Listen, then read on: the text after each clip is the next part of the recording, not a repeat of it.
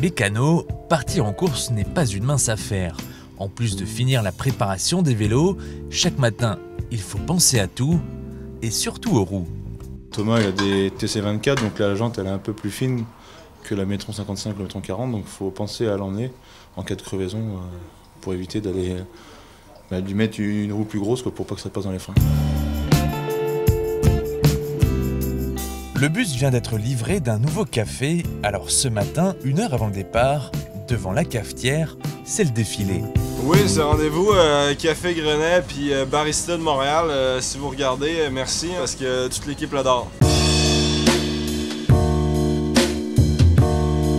Au menu aujourd'hui, les coureurs ont un mets de choix. Avec ses 1500 mètres d'altitude et son classement hors catégorie, le col du Grand Colombier ne va pas être simple à digérer. Ouais, c'est un gros morceau. Après, la descente aussi qui est assez sinueuse et petite route. Donc, pas facile de faire une descente rapide pour gagner du temps sur devant. Mais voilà, on va essayer de gérer ça au mieux possible.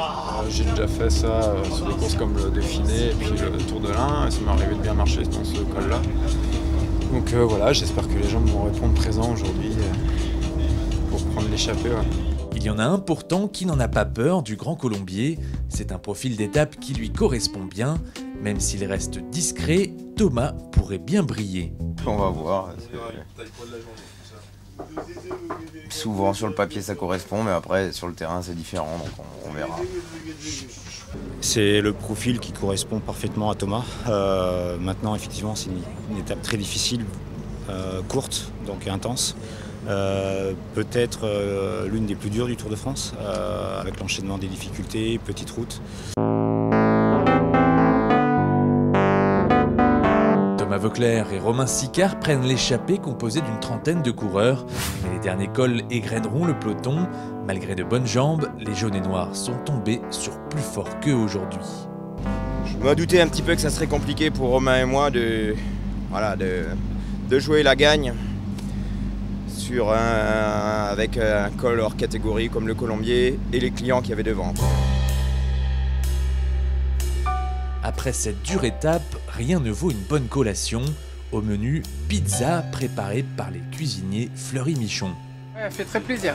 Petite pizza sympa, fait maison. Ça fait du bien après un tel effort. Mais là, c'est des pommes de terre, c'est très bien pour la récup. Mais on a dépensé pas mal de calories aujourd'hui, donc ça fait pas de mal. Demain, les coureurs devront avaler 208 km vallonnés avant d'arriver à Berne. La dernière chance avant les Champs-Élysées pour que le train Direct Énergie fasse des étincelles.